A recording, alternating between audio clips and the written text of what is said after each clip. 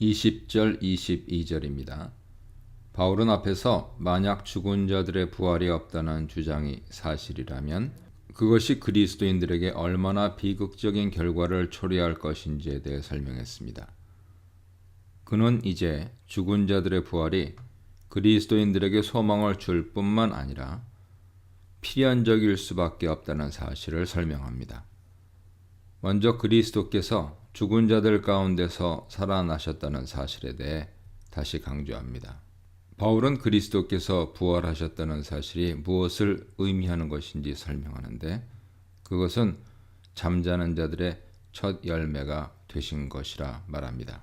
여기서 잠자는 자들은 죽은 자들을 가리키는데 특히 18절에 언급한 그리스도 안에서 잠자는 자들을 염두에 두고 말한 것이죠. 만약 부활이 없다면 그리스도 안에서 잠자는 자들은 그냥 멸망한 자들이 될 수밖에 없겠지만 바울은 그렇지 않다는 사실을 강조하고 있습니다. 그리스도 안에서 죽은 자들에게는 다시 살아날 소망이 있습니다. 부활에 대한 소망은 그리스도의 부활하심으로 현실적인 것이 되기 시작합니다. 첫 열매 수확은 추수 때가 되었음을 알리는 서막이죠. 첫 열매 수확은 이제 곧 본격적인 추수가 시작될 것임을 알리는 신호입니다. 그리스도의 부활을 첫 열매로 간주하는 것은 하나님의 종말론적인 구원을 상징하는 추수가 이미 시작되었다고 간주하는 것입니다. 바울은 그리스도의 부활이 죽은 자들의 부활을 가져올 수밖에 없는 필연적인 사건임을 설명하기 위해서 사망이 한 사람 아담을 통해서 세상에 들어왔던 사실을 상기시키고 있습니다. 만약 독자들이 아담 한 사람에 의해서 사망이 세상에 들어오게 되었다는 것을 믿는다면 부활이 한 사람 그리스도를 통해서 이루어질 것이라는 사실도 믿어야 합니다. 우리가 아담에게 연합하여 사망 아래 놓이게 되었지만 이제 부활하신 그리스도에게 연합하여 그의 부활에 동참하게 될 것입니다.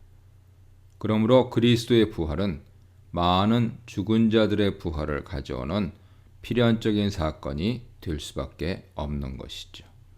23절로 26절입니다. 바울은 부활의 순서와 때에 대해 설명합니다. 부활의 첫 번째 순서는 첫 열매가 되시는 그리스도이며 그 다음은 그리스도에게 속한 자들입니다. 그리스도께서는 이미 부활하셨고 그리스도에게 속한 자들은 그리스도께서 재림하실 때에 부활하게 될 것입니다. 그러므로 부활의 순서와 대상은 간단 명료하죠. 첫째는 그리스도이며 그 다음은 그리스도께 속한 자들입니다. 부활 시리즈는 그것으로 끝입니다.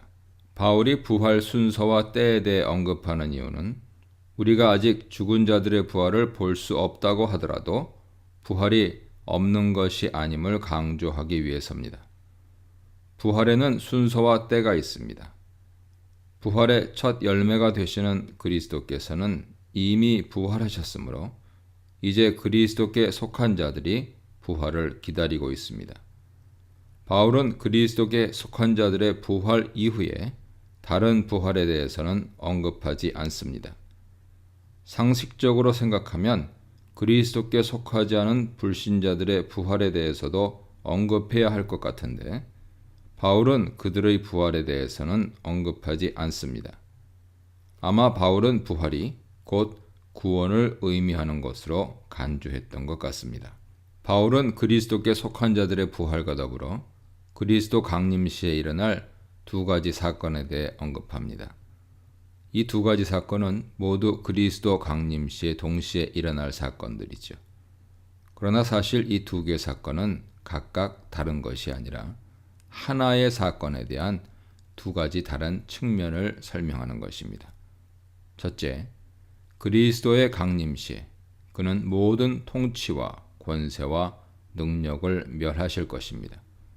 여기서 통치와 권세와 능력은 모두 그리스도를 대적하는 영적인 세력을 가리키는 것이죠.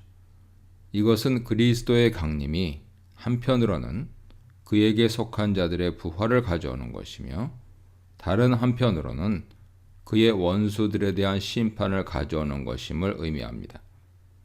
마지막으로 심판받을 하나님의 원수는 사망입니다. 즉, 그리스도께 속한 자들의 부활은 곧 사망이 정복되고 멸망당하는 것임을 의미합니다. 둘째, 그리스도의 강림 시에 그는 나라를 하나님 아버지께 바치게 될 것입니다. 이것은 만물에 대한 통치권이 완전히 회복되는 것을 의미합니다. 그리스도께서는 원수들을 심판하심으로 만물에 대한 통치권을 회복시켜 진정한 만물의 통치자인 하나님께로 그것을 돌리실 것입니다. 27, 28절입니다. 이 단락은 만물에 대한 그리스도의 통치권에 대해서 언급한 25절의 보충 설명입니다. 만물 통치와 관련하여 하나님과 그리스도의 관계를 설명하는 것이죠. 만물은 그리스도의 통치 아래 있도록 결정되었습니다. 이 통치권은 그리스도께서 원수들을 심판하심으로 회복될 것입니다. 그러나 그 모든 것을 결정하신 분은 하나님이십니다. 만물의 통치자인 아들도 하나님께 복종하심으로 만물에 대한 궁극적인 통치자는 하나님이심을 드러내고 있습니다. 29절입니다. 바울은 부활을 부인하는 자들의 말과 행동이 일치하지 않는 모순을 지적합니다. 그들은 말로는 부활을 믿지 않는다고 하지만 실제 생활은 부활을 믿는 것처럼 행동하고 있습니다.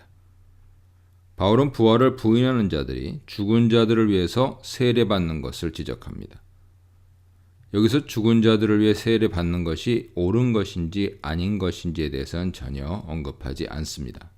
다만 부활을 부인하는 자들이 사실 행위로는 부활을 인정하는 삶을 살고 있다는 것을 지적하고 있는 것이죠. 30, 32절입니다. 바울은 이제 자신의 삶을 회상하면서 만약 부활의 소망이 없다면 날마다 생명의 위협을 받는 고난의 삶을 스스로 선택한 자신의 인생은 무엇이 되겠느냐고 반문합니다. 그러므로 바울의 인생은 부활에 대한 소망이 있을 때에만 의미가 있는 것이죠. 만약 부활이 없고 이 세상의 인생으로 끝난다고 한다면 죽기 전에 먹고 마시면서 인생을 즐기는 것이 지혜로운 것 아니겠습니까? 사실 부활을 부인하는 자들이 이러한 인생을 살아가고 있죠. 그러나 바울은 영광스러운 부활로 나타나기 위해서라면 육신으로 살아가는 이 세상 인생을 전적으로 희생하고 헌신할 만한 가치가 있다고 생각합니다. 그러므로 부활을 믿는 자들은 주와 복음을 위해서 이 세상의 인생을 주께 헌신하고 기꺼이 고난과 핍박의 삶을 살아갈 수 있습니다.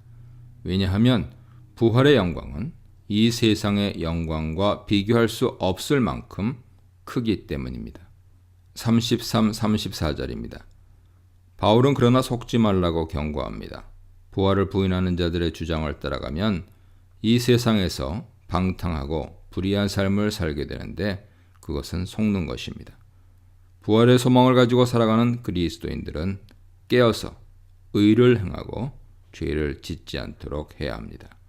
그리스도께서 강림하실 때에는 부활과 심판이 있을 것입니다.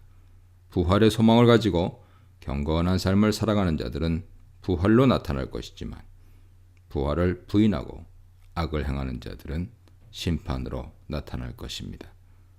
종말론적인 경건한 삶은 부활을 믿는 신앙에서부터 비롯됩니다.